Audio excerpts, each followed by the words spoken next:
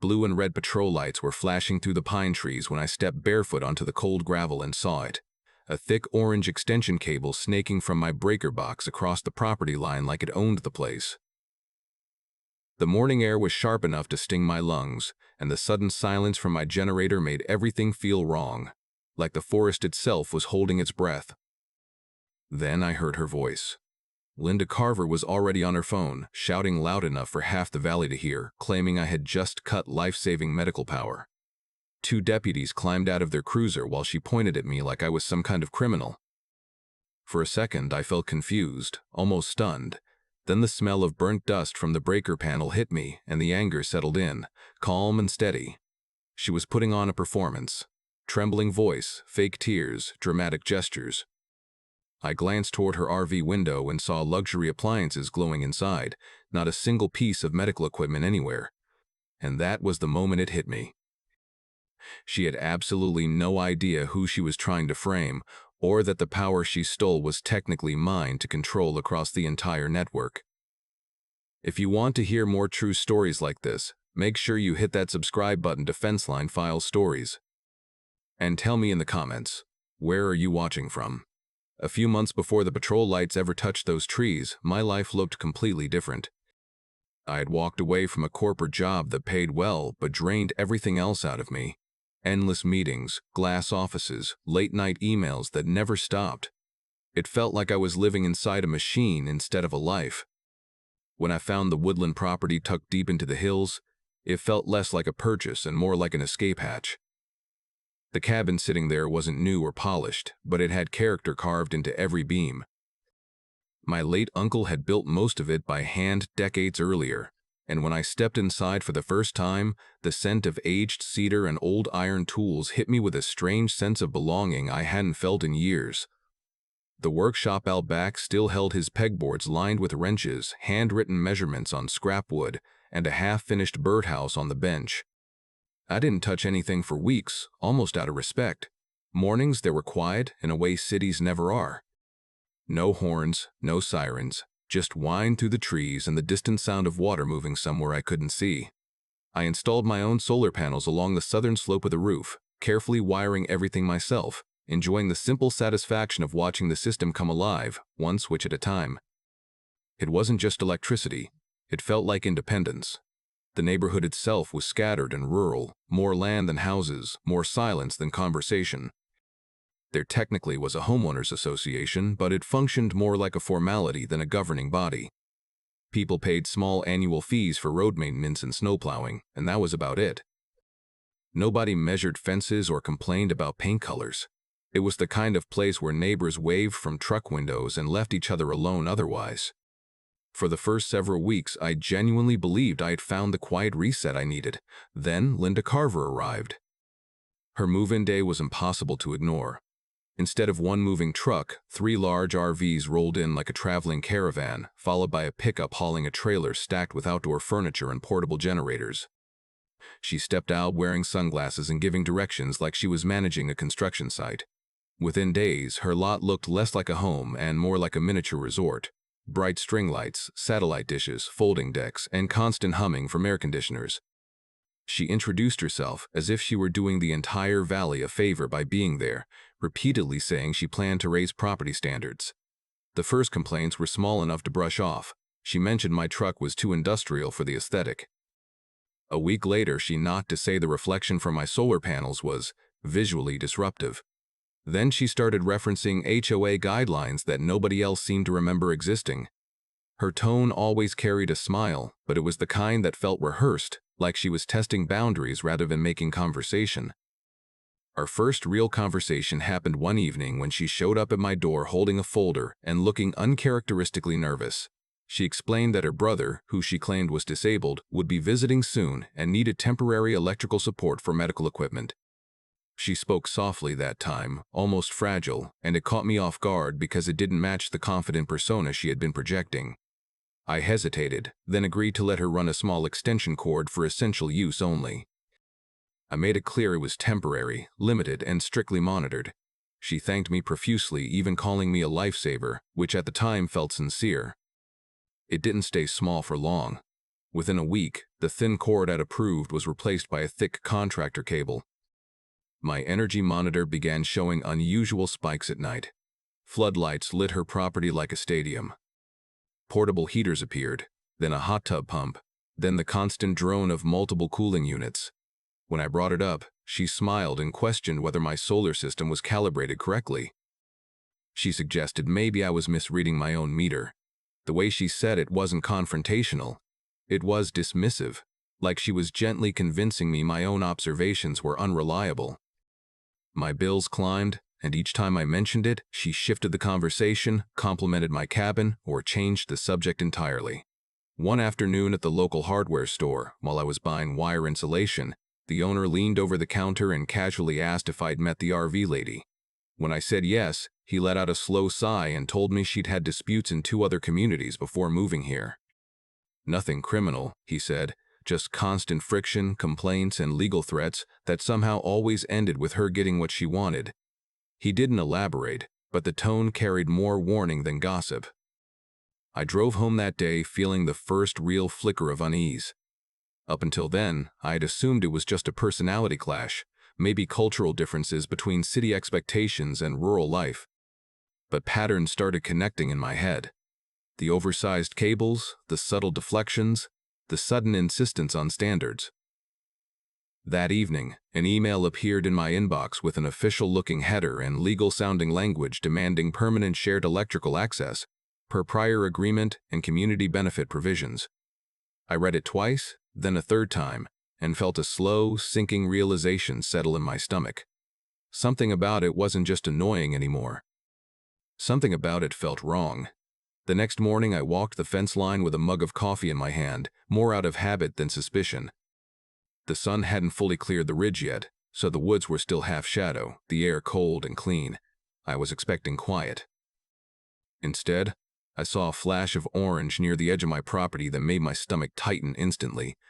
At first I thought it was just a length of extension cord someone had forgotten, maybe left behind from Linda's setup. But the closer I got, the more I realized it wasn't lying there by accident. The cable was thick, industrial, the kind contractors use on job sites. And it wasn't just crossing the line. It had been tucked into the ground, covered with loose dirt and pine needles like someone had tried to hide it from casual eyes. I followed it the way you'd follow a trail of blood.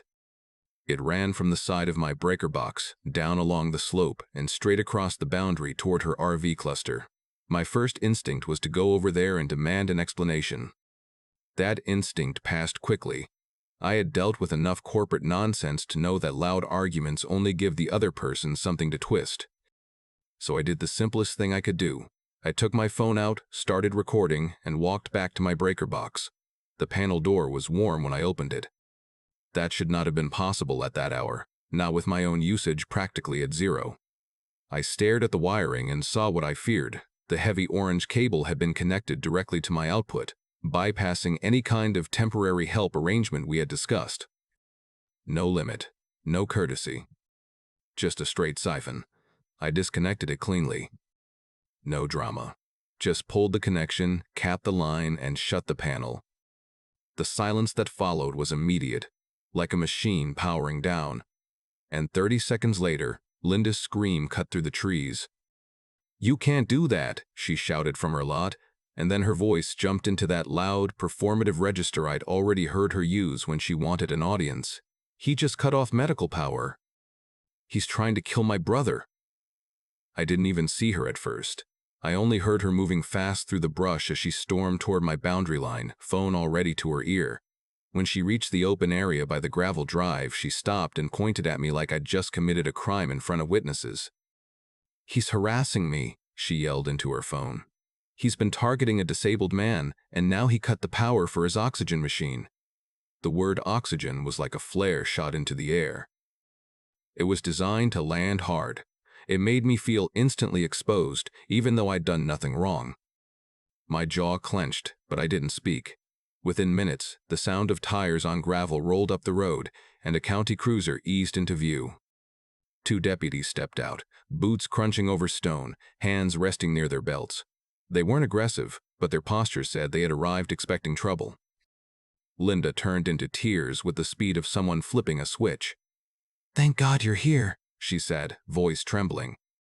"He's been bullying me since I moved in. My brother is disabled. He needs power to breathe, and he just ripped the cord out like he wanted to hurt him." One of the deputies looked at me, then at the breaker box, then at the thick cable lying coiled on the ground like a guilty snake. "Sir," he said carefully, "what's going on?" I kept my voice steady. "Deputy, that line was connected directly to my panel without permission. I have never seen her brother here. I disconnected it because it's theft and it's dangerous." Linda snapped her head toward me, eyes sharp through the fake tears. "Liar," she spat. Then she turned back to the deputy. "He's not just a thief, he's cruel. He hates disabled people. He hates veterans. He hates anyone who doesn't do what he wants." I almost laughed at the speed of it. How she changed targets like a skilled fighter. When theft didn't sound noble, she went for discrimination. When that didn't land fast enough, she tried tying it to veterans. She was throwing every emotional grenade she had. The deputy raised a hand slightly, asking for calm. "Ma'am, where is your brother right now?" Linda hesitated, just a fraction. "Inside. In the RV. He can't come out because he's in distress." "Okay," the deputy said. "Then we need to verify he's okay." The deputy walked toward the RV cluster with Linda trailing behind, still talking nonstop. I followed a few steps back, not because I wanted to crowd them, but because I wanted them to see everything. The closer we got, the more obvious the truth became. There were no medical tanks outside, no oxygen hoses, no emergency equipment. What I did see were patio lights, expensive outdoor chairs, and a large portable hot tub unit plugged into a power strip. When the deputy looked through the RV window, he didn't see a man gasping for air. He saw a flat-screen television on, a mini fridge humming, and a countertop cluttered with packages that looked like recent deliveries. He turned back to Linda, expression changing. "Ma'am," he said, "I don't see any medical equipment."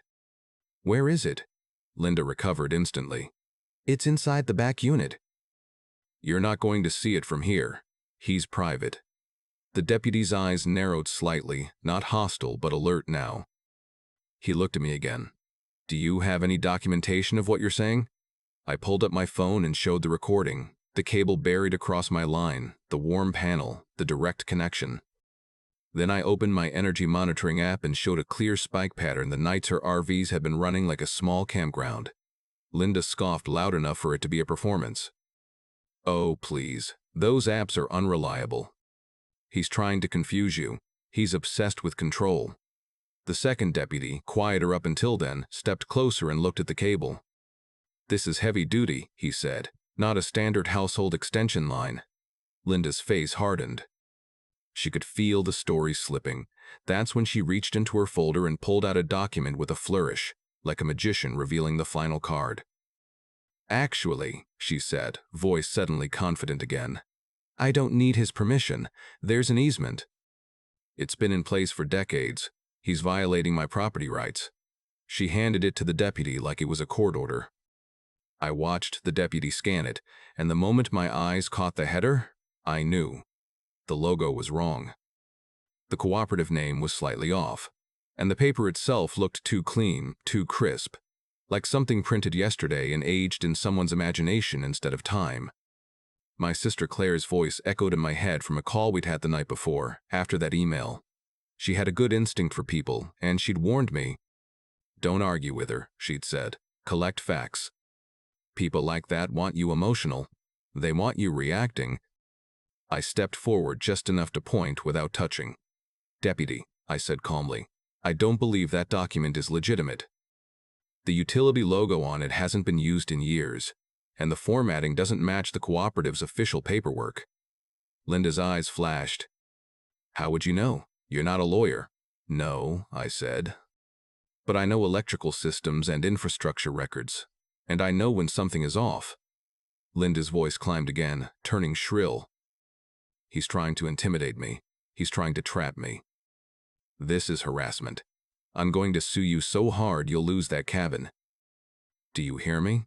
I have lawyers. I have rights. And you just committed disability discrimination in front of law enforcement." From the road, a truck slowed. A man I recognized from a distance stepped out. Owen Briggs, one of the few neighbors who had been friendly since I moved in. He didn't come charging in. He just stood near his tailgate, arms folded, watching the scene with the patience of someone who'd seen drama before. Linda noticed him and immediately raised her volume like she wanted the audience. "Look at this," she shouted toward him.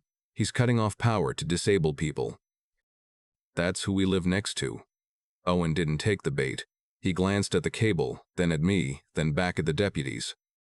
"Deputy," he said evenly, "I've lived up here a long time. That cable doesn't belong in the ground crossing someone else's land. And Linda's been running those RVs like a campground since she got here." Linda spun on him, eyes furious. "Mind your business." "It is my business," Owen said, still calm. "We all share that road. We all share the grid. When somebody steals, everybody pays." The deputy's posture shifted. Now it wasn't just a neighbor complaint. It was a potential crime. Linda felt it too. Her face tightened, and she tried one last tactic: intimidation. "Fine," she snapped. "Handle it however you want. I'm sending this to my attorney today. And if you side with him, I'm filing federal complaints. I'll make this your problem too. You think you can bully me out here because I'm new? You have no idea who I am." The deputy handed the paper back to her. "Ma'am," he said, "this is a civil issue in terms of easements, but the electrical connection is not something you can do unilaterally, and if there's theft or tampering, that becomes criminal." Linda's mouth opened, then closed. She wasn't used to pushback. She wasn't used to anyone staying calm. The deputies eventually left without making an arrest, but not before warning her to keep the connection disconnected until the easement could be verified. Linda walked back toward her lot stiffly, and as she went, she threw one last line over her shoulder. "This isn't over." When the road quieted again, I stood alone in the cold air, staring at that document in my mind. I knew the typeface. I knew the mismatched logo. I knew the two clean edges. I'd seen enough corporate fraud and enough human manipulation to recognize what this really was. This wasn't neighborly entitlement. This was practiced, rehearsed. A scam with scripts, props, and emotional weapons. And I was just the next target. The next escalation didn't come with shouting or patrol lights. It arrived quietly, folded into my mailbox like any other piece of ordinary mail. The envelope carried the HOA letterhead, a logo I had barely paid attention to since moving in, and inside was a formal complaint listing violations I had never heard of. Excessive noise, unauthorized structural modifications, visual pollution from solar glare. The wording was stiff and legal, as if someone had spent hours crafting sentences designed to sound official rather than truthful. I stood at the end of the gravel drive reading it twice, then a third time, feeling a strange mix of irritation and disbelief. My solar panels were installed cleanly, permitted, and inspected. My cabin was quieter than the wind most days, but the tone of the letter wasn't about facts. It was about pressure. It was written to make me feel like I was already guilty of something I didn't fully understand. Within 48 hours, a county inspector's truck rolled up the road. I expected confrontation. Instead, the man who stepped out looked tired more than aggressive. He introduced himself, flipped open a clipboard, and walked through my property with the calm professionalism of someone who had done this 1,000 times. He checked the solar mounting brackets, the wiring routes, the inverter placement. He measured the distance from the panels to the tree line. I answered questions without defensiveness because I had nothing to hide. After nearly an hour, he nodded once. "You're fine," he said simply. "Everything here is compliant." Relief should have been the end of it, but it wasn't. Before leaving, he asked if he could glance at the neighboring lot since the complaint had referenced shared infrastructure concerns. I watched him walk toward Linda's RV cluster, and for the first time since this started, I saw uncertainty flicker across her face. From my porch, I could see his posture change as he moved between the vehicles. He wasn't relaxed anymore. He was counting things. Measuring distances. Writing longer notes. Extension lines were tangled like vines. Portable generators sat too close to fuel cans. Temporary structures had been bolted down without permits. The contrast was almost surreal. I had been accused of violations while standing next to what looked like a traveling utility hazard. He left without saying much, but the look he gave her as he stepped into his truck told me she hadn't gotten the outcome she expected. That should have slowed things down. Instead, it pushed Linda into public theatrics. A week later, a small HOA gathering appeared on the community bulletin board. Handwritten flyers taped crookedly beside notices about lost pets and snowplowing schedules. Community standards meeting, it read, but everyone knew what it was really about. When I arrived, folding chairs had been arranged in a loose semicircle, and Linda stood near the front holding a stack of printed photos like evidence in a courtroom drama. She didn't greet me. She launched straight into a speech about declining property values and unsightly industrial elements. She held up pictures of my solar panels taken from exaggerated angles that made them look intrusive instead of practical. Every sentence she spoke sounded rehearsed, polished, designed to make small issues feel catastrophic. I tried to respond calmly. I explained permits, inspections, compliance. I kept my tone even, hoping logic would settle the room. Instead, voices overlapped. A few residents nodded with me, but others shifted uncomfortably, unwilling to pick a side publicly. Linda controlled the pace, raising her volume just enough to drown out reason without seeming openly hostile. It wasn't a debate. It was a performance.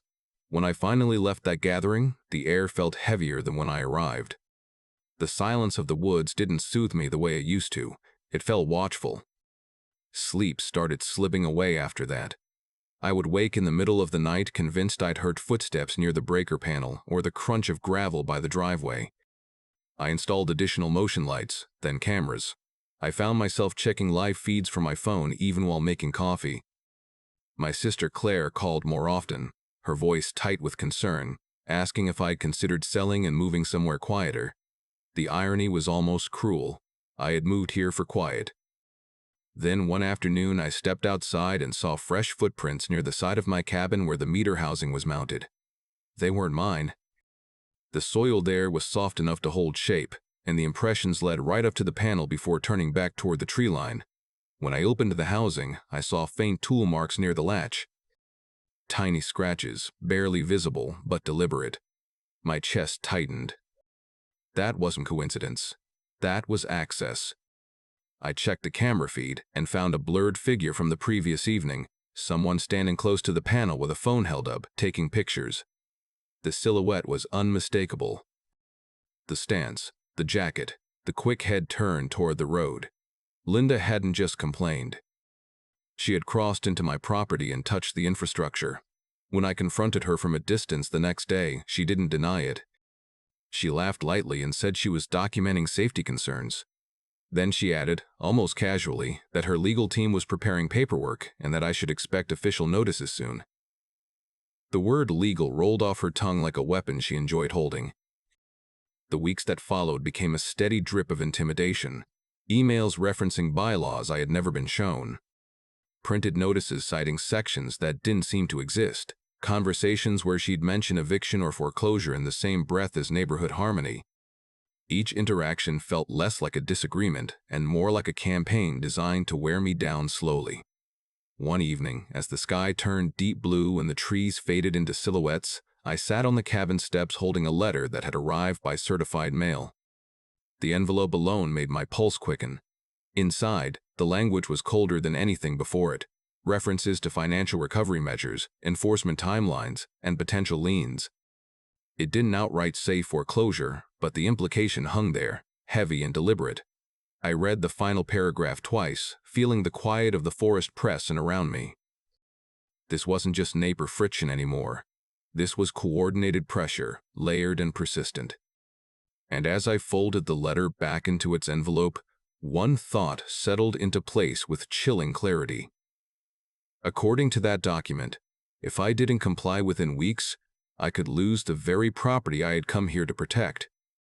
The certified letter stayed on my kitchen table for 2 days before I finally picked it up again and admitted to myself that ignoring this wasn't going to make it disappear. Every instinct I had was telling me that the conflict wasn't just personal anymore. It had shifted into paperwork, authority, and systems. Areas where emotion meant nothing and documentation meant everything. That realization is what pushed me into my truck early the next morning and down the winding road toward the Regional Power Cooperative office.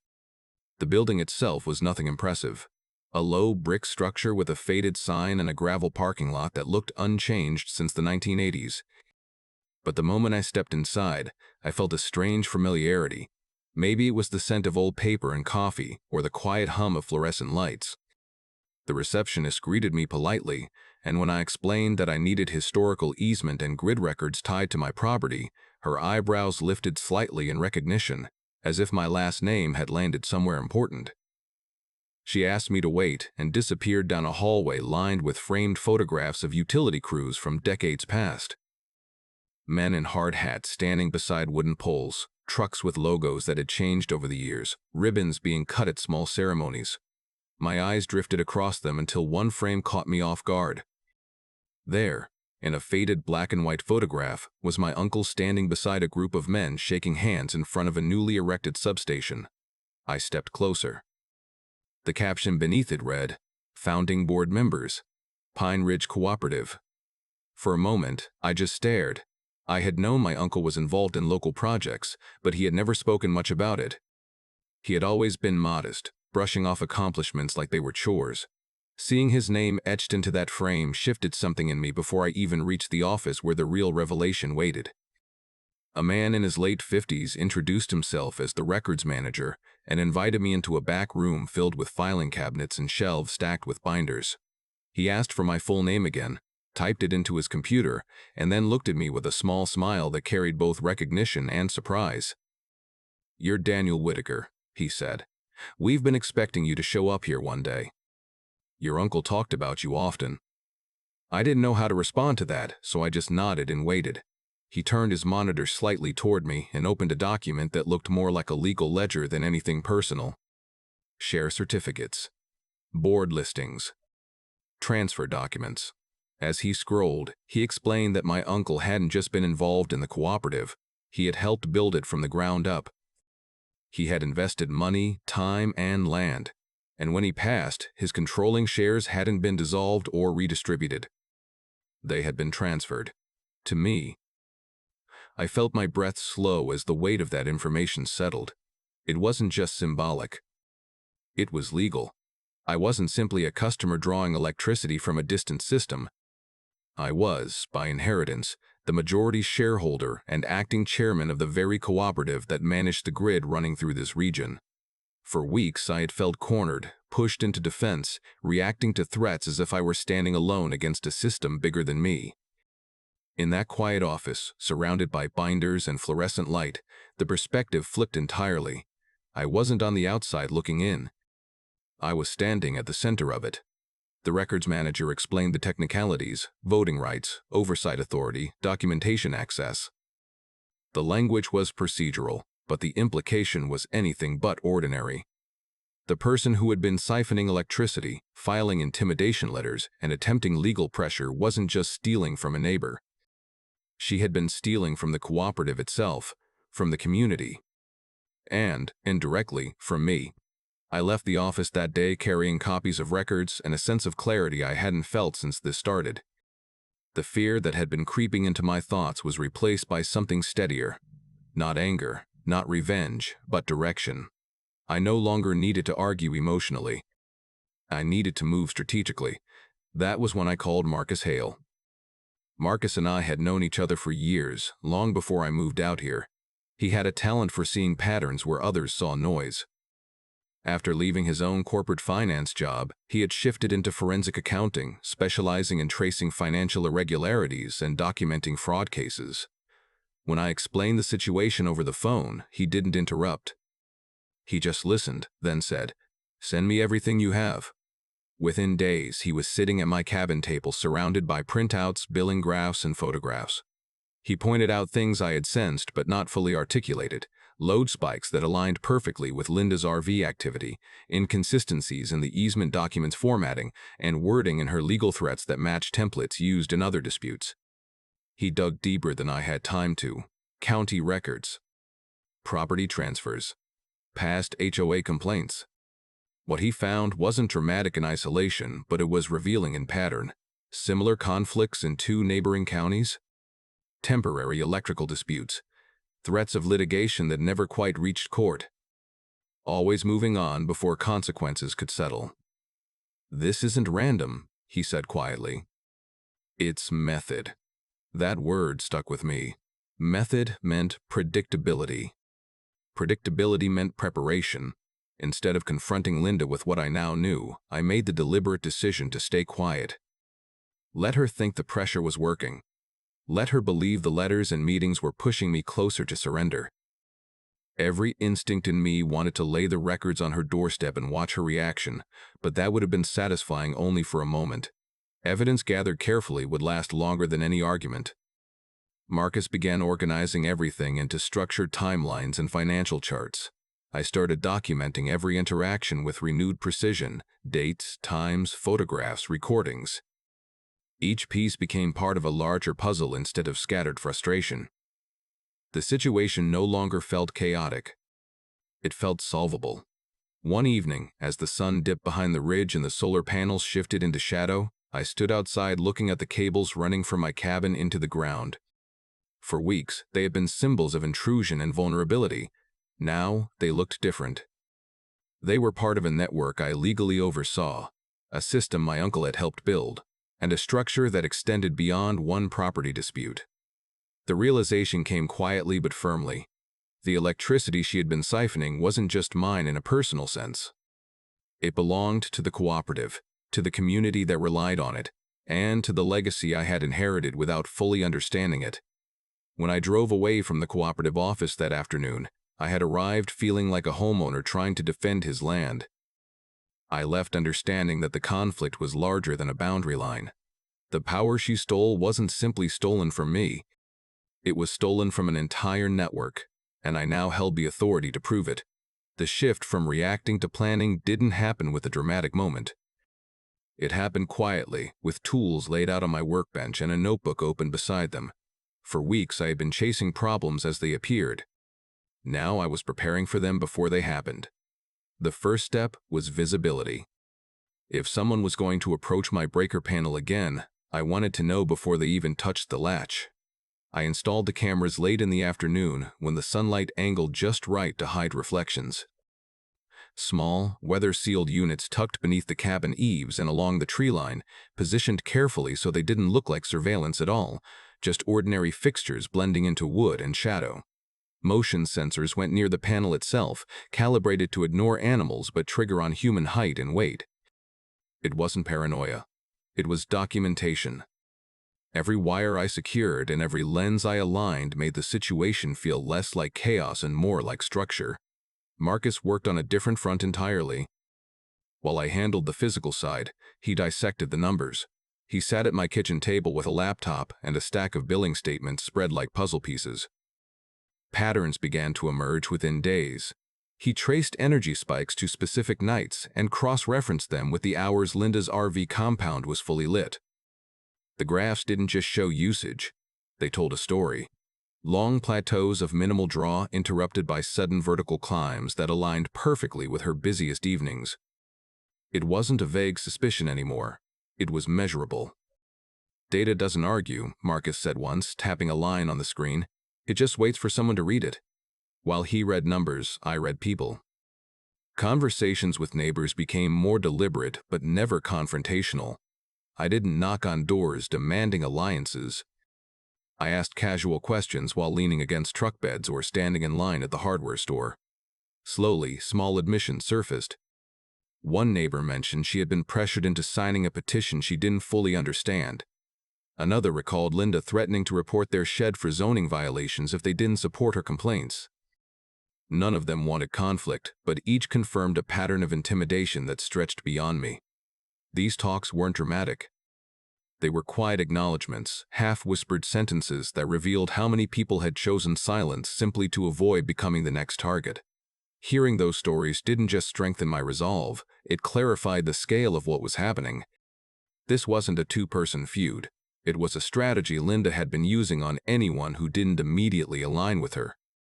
The first real proof arrived just after midnight on a Thursday. My phone vibrated against the nightstand with a motion alert. At first I thought it was an animal. Deer often wandered near the panel. But when I opened the feed, the figure on the screen wasn't moving like wildlife. It moved with purpose. The hooded silhouette stepped directly to the breaker housing and crouched. The camera angle caught the hands clearly this time, reconnecting the heavy orange cable with practiced speed. I didn't rush outside. That was the difference between who I had been weeks earlier and who I was becoming. Instead, I recorded the clip, backed it up, and watched the timestamp burn into my memory. It was a small victory, but it felt monumental. For the first time, I wasn't relying on explanation or interpretation. I had undeniable footage of unauthorized access. The following morning, Linda posted notices on the community board announcing an emergency HOA meeting to address escalating violations threatening neighborhood stability. The wording was almost theatrical. She wanted urgency. She wanted a stage. Instead of dread, I felt clarity. The timing told me she either sensed pressure building or believed she was about to secure final leverage. Marcus and I treated the announcement like a schedule confirmation rather than a threat. He began assembling billing charts and document comparisons into organized folders. I reached out to the cooperative office, not with accusations but with information. Their response was measured and professional. They wanted records, timelines, and clear documentation. I provided everything without embellishment. The tone of those exchanges felt different from any prior conversation I'd had about this conflict. It was procedural, neutral, and steady. Local investigators became part of the background quietly.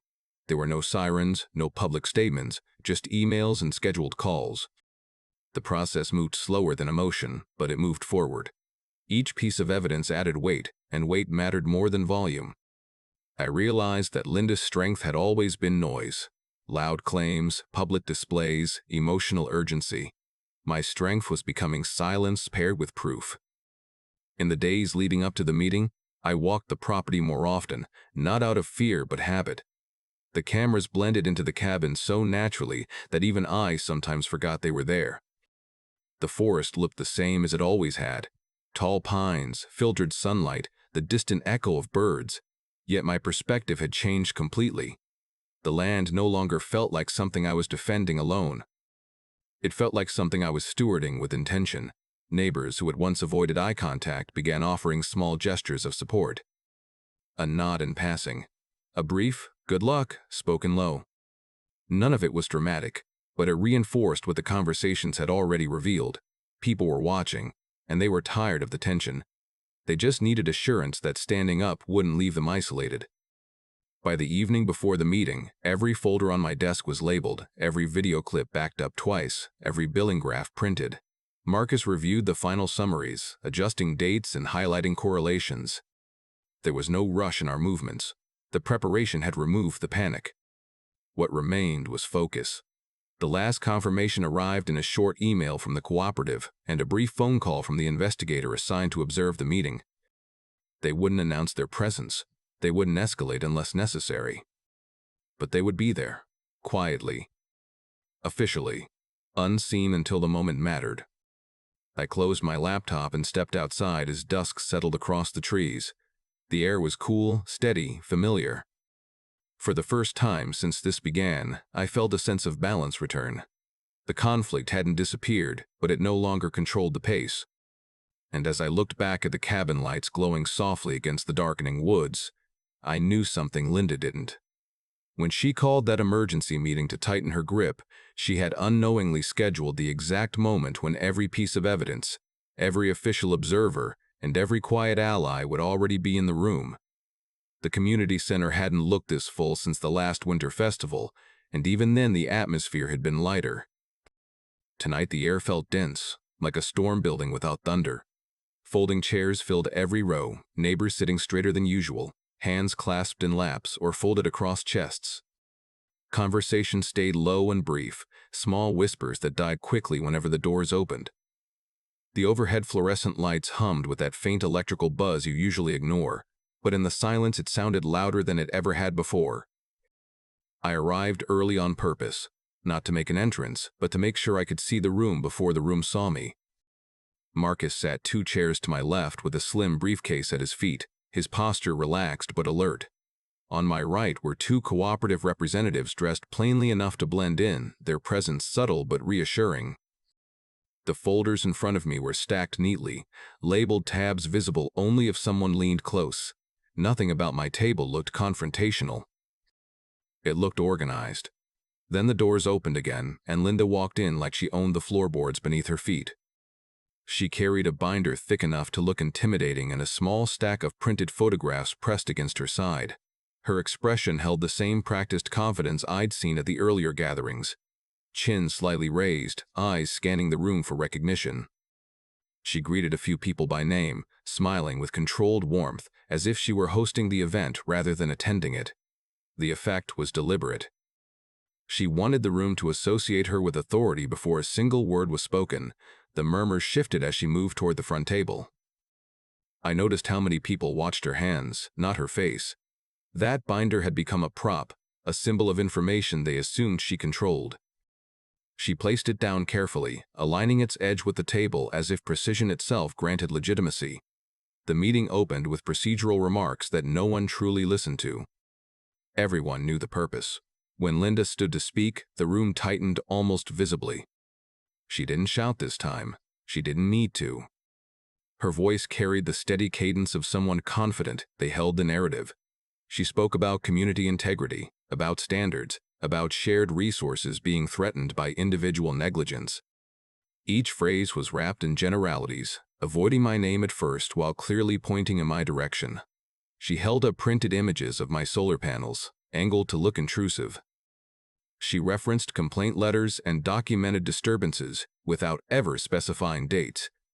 It was less an argument and more a performance of certainty. When she finally said my name, she did it softly, like a concluding note rather than an opening strike. "We have reached a point," she said, "where decisive action is necessary." I remained seated. That was intentional. The urge to stand and respond immediately flickered through me, but I let it pass. Calm was louder than interruption. Marcus shifted slightly beside me, not speaking, just anchoring the moment. The cooperative representatives exchanged a glance that lasted half a second, subtle confirmation that the process was unfolding exactly as expected. A few neighbors began asking questions, cautious ones. Linda answered each with rehearsed clarity, flipping pages in her binder like she was navigating a script. The more she spoke, the more convinced she seemed of her own inevitability. Confidence radiated from her posture. She believed this meeting was the final step before resolution in her favor. From the back of the hall, I noticed two figures leaning casually near the exit. They looked like any other residents at a glance. Jackets unzipped, arms crossed loosely, but their stillness set them apart. Investigators rarely announced themselves. They observe. They measured tone and timing. Their presence was quiet insurance, invisible unless you knew what to look for. The verbal sparring began gradually, not with raised voices, but with layered insinuations. Linda suggested financial strain on the community grid. She referenced safety concerns. She implied negligence. Each statement was crafted to sound collective, never personal, even though the target was clear. When someone asked whether there had been verified infractions, she pivoted smoothly, citing ongoing reviews and pending confirmations. I answered only when directly addressed, and even then I kept my voice steady and brief. Facts instead of defenses. Dates instead of emotions. The room responded differently to that tone. Where Linda projected certainty, I projected clarity. The contrast began to shift the atmosphere in ways too subtle to measure but impossible to ignore. Still, Linda pressed forward. She believed momentum was on her side. Her binder opened again, pages turning with deliberate emphasis. She referenced bylaws, clauses, procedural rights. Every movement reinforced the image she wanted them to see: control, preparedness, inevitability. She didn't know the difference between appearing informed and actually being correct. To her, volume and confidence were interchangeable. As the discussion stretched, tension grew thicker, not louder. People leaned forward more often. Chairs creaked as weight shifted. The fluorescent hum returned to prominence in the quiet pauses between exchanges. Even the air felt warmer, as if anticipation itself had a temperature. Linda sensed the moment approaching and straightened her shoulders. The binder closed with a soft but deliberate thud that echoed more than it should have. She looked across the room, letting her gaze sweep over faces like a conductor preparing a final note. "We cannot continue like this," she said, voice firm but controlled. "For the stability of this community, I'm calling for a vote to terminate his service access effective immediately." The words hung in the air longer than any of her previous statements. It wasn't just a suggestion anymore. It was an attempt at finality. Several heads turned toward me at once. The investigators at the back didn't move. Marcus's hand rested lightly on his briefcase. The cooperative representatives remained perfectly still, their expressions unreadable. In that pause, I realized something unmistakable. Linda wasn't bluffing. She genuinely believed this was the moment she secured victory. All the letters, meetings, and accusations had led her here, and she stood convinced the outcome was already hers. She began to call the vote, her voice lifting just enough to carry to the back rows. That was when I stood. I didn't raise my voice when I stood. I didn't need to. The scrape of my chair against the floor was loud enough to cut through the room, and every head that had been turning toward Linda pivoted toward me instead. For a moment, nobody spoke. The silence felt like the deep inhale before a storm breaks. "I'd like to show something," I said, keeping my tone even. Linda laughed lightly, dismissively, the kind of laugh meant to shrink the moment. "We're not turning this into a circus," she replied, but there was a faint tightness at the corners of her mouth that hadn't been there before. Marcus was already moving. He opened his briefcase with quiet precision and handed me a small projector remote. One of the cooperative representatives dimmed the overhead lights without drawing attention to the action. The room shifted into a different atmosphere instantly, not chaos, not confrontation, but focus. The blank wall behind Linda became a screen. The first video clip appeared without commentary. It was night footage, grainy but clear enough to remove doubt. A hooded figure stepping into the narrow space beside my cabin. Hands reaching for the breaker housing. The orange contractor cable lifting from the ground and reconnecting with practiced speed. The timestamp glowed in the corner of the frame. The silhouette straightened, turned slightly, and the light caught her face just long enough for recognition to settle over the room like a collective realization. A murmur rolled through the chairs, low but unmistakable. Linda's posture changed. Her shoulders tightened, and the binder in front of her became something she clutched rather than displayed. "That could be anyone," she said quickly, the confidence thinning. "This is harassment. You can't just—" The second clip started before she finished. A different angle, closer, showing the same sequence from another camera. This time her jacket was unmistakable, the reflective stitching catching the motion light. The room didn't murmur now. It went quiet again, but the silence carried weight instead of uncertainty. Marcus stepped forward without urgency, placing a printed chart on the front table. He didn't address Linda directly. He addressed the room. He pointed to a series of rising and falling lines, each labeled with dates and times. He explained load spikes in calm, simple language, showing how the energy draw from my panels surged precisely during the hours her RV compound was fully active. The data wasn't emotional. It was clinical, and that made it harder to argue against. Then came the document. Marcus lifted a copy of the easement Linda had presented weeks earlier and placed it beside an authentic cooperative record. The differences were subtle until he highlighted them: mismatched typefaces, outdated logos, formatting inconsistencies that wouldn't exist in legitimate paperwork. He didn't accuse. He compared. The effect was far stronger. Linda's eyes darted from the charts to the videos to the papers. Her breathing became visible, shallow and quick. "This is manipulation," she said, voice rising. "You're twisting things. These people don't understand the technicalities." One of the cooperative representatives finally spoke, his voice steady and neutral. "There's nothing technical about it," he said. "The footage shows unauthorized access. The billing records confirm unauthorized use. And the document you provided is not recognized by the cooperative." He paused, letting the words settle before continuing. "Additionally, the ownership records indicate that Daniel Whitaker holds controlling shares and chairman authority over this cooperative." The room shifted again, this time audibly. Chairs creaked as people leaned forward. Someone in the back whispered a low, "What?" that carried farther than they intended. Linda's expression froze. Not anger, not confusion, but the sudden stillness of someone realizing the ground beneath them had changed without warning. "You're lying," she said, but the word lacked force. It sounded reflexive, almost automatic. The two figures near the exit straightened. They moved forward calmly, not hurried, not theatrical. The badges they revealed weren't flashed dramatically, they were simply shown. One spoke quietly to Linda, words too low for the room to hear, but the meaning was clear in her reaction. The binder slipped from her grip and hit the table with a dull thud. "This is ridiculous," she snapped, trying to reclaim volume. "You can't arrest someone over a misunderstanding." The investigator's response was measured. "It's not a misunderstanding. It's multiple instances of unauthorized utility access and document fraud." A ripple of relief passed through the room like a wave. It wasn't cheering yet. It was release, the exhale of people who had been holding their breath for weeks. Then the voices started. One neighbor spoke about being pressured into signing petitions. Another mentioned intimidation over zoning complaints. Each statement was short but pointed, like pieces of a larger puzzle finally fitting together.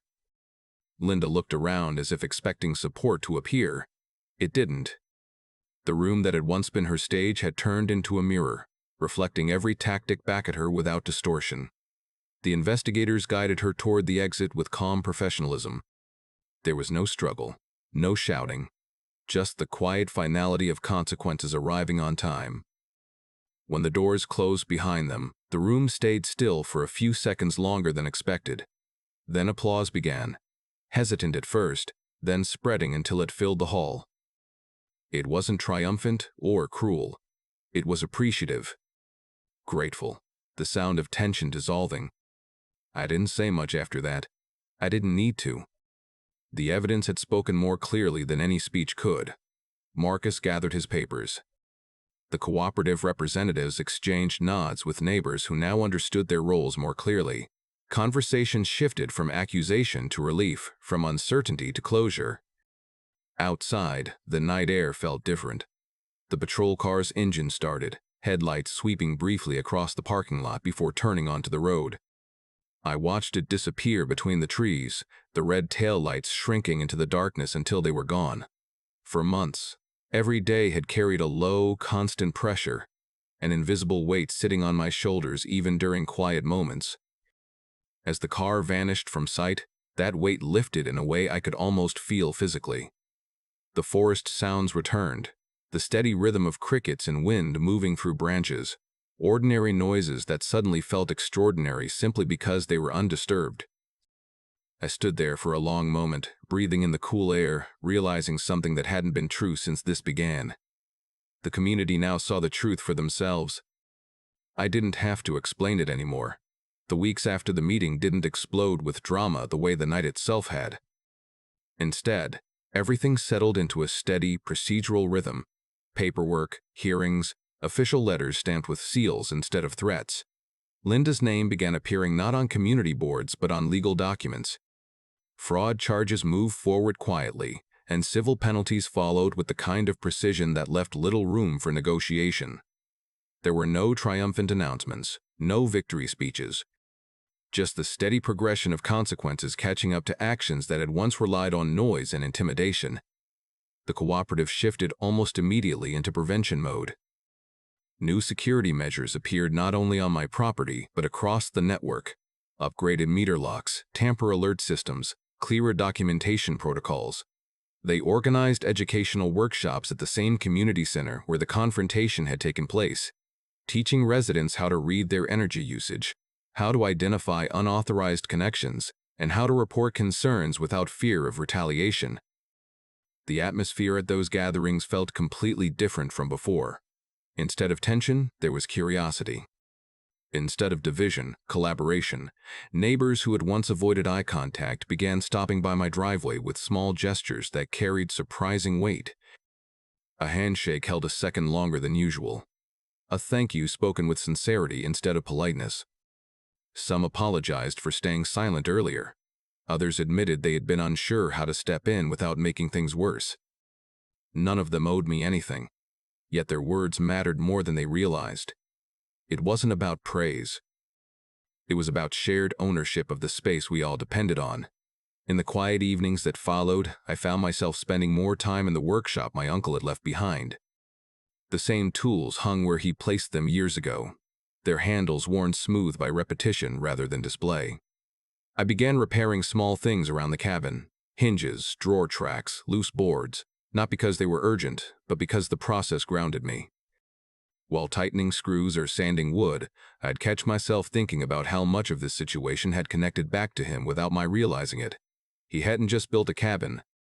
He had built systems, relationships, infrastructure.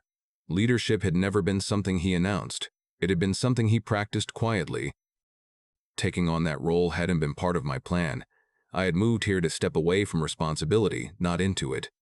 Yet the experience reshaped my understanding of what leadership could look like.